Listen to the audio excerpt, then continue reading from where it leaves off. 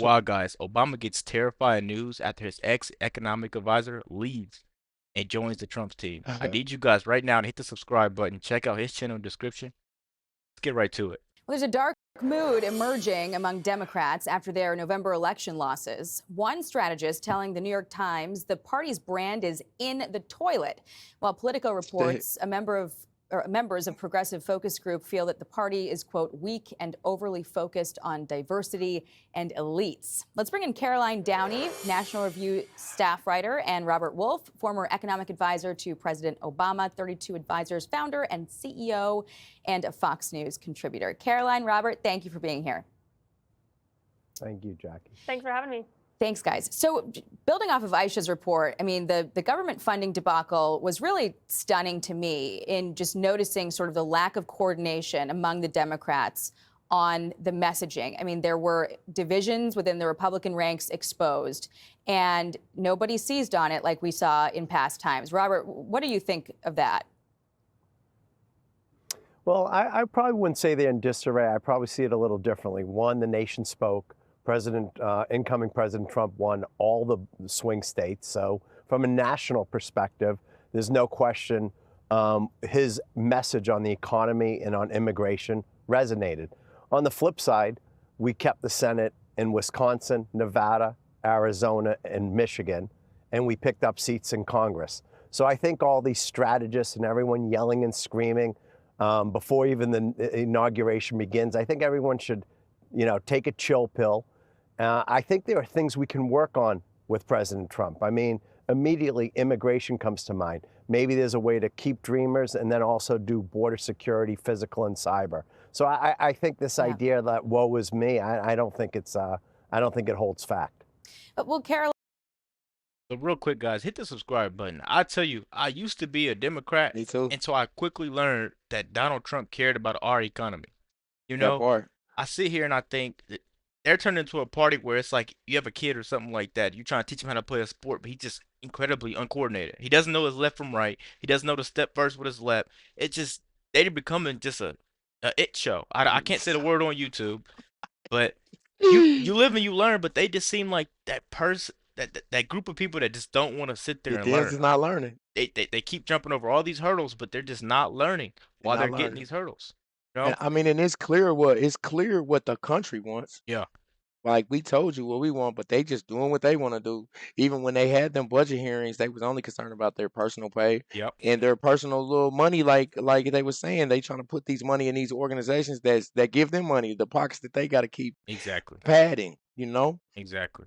Let's keep going, guys. We don't want to pause it too much. Caroline, I mean, the party really is without an heir apparent after Biden leaves office. I mean, some could argue that Hakeem Jeffries is the most high-profile Democrat, but do you see him sort of shepherding the party writ large before another leader emerges?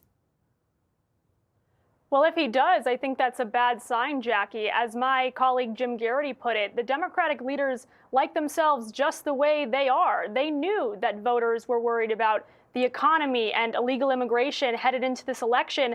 They just didn't care. They were guided by a philosophy of no enemies to the left, which meant insane ideas like open borders, bail reform, defund the police, and no one stopped them to say, that's crazy.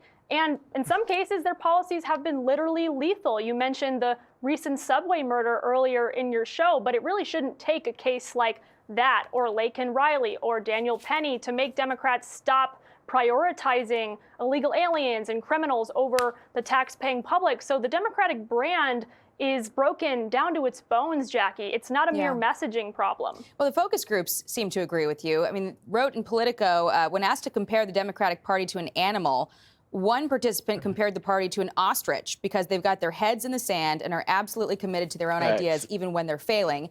Democrats, and others said, are not a friend of the working class anymore. And Donnie. Yo, that was a good example with the Hakeem because basically, like she said, with the whole debacle with the Daniel Penny thing in New York, that was just an example of how the Congress in that city is not actually listening to what the citizens say. But it all kind of, even the illegal immigration thing I just seen Politico thing about Hakeem trying to figure out some type of measure to protect these illegals in New York. You're not listening to the New York citizens. They're not really for the people anymore, the working class people, that is. And this guy Hakeem Jeffries, he's not a good look for the DNC. And this guy Obama, he needs to leave the political force because he's just a has-been at this point, right? Let's keep going, guys. Make sure you hit that subscribe button. Deutsch seems to think it's going to take a transformational figure to come out of this hole. Ronald Reagan, Bill Clinton, Barack Obama, Donald Trump. They had and have the ability to turn to voters and say, I feel your pain, I'm going to solve your problem. It's the way a person communicates, how they connect. So we can talk all we want about policy, because I guarantee if you look up on the Democratic platform, it was all there. All the message was there. The Democrats need a transformational figure. They need that figure that can connect. Robert, do the Democrats have a transformational figure right now? Yeah, disappearing that. You know, I would say worrying about 2028 is a bit of premature. It's like with so many of these pundits, President Trump lives in their head rent-free. They wake up to him, they go to sleep to him. It's not just 2028, though, Robert. I mean, there's a lot that's going to happen between now and then. There's got to be a voice to respond to it, right?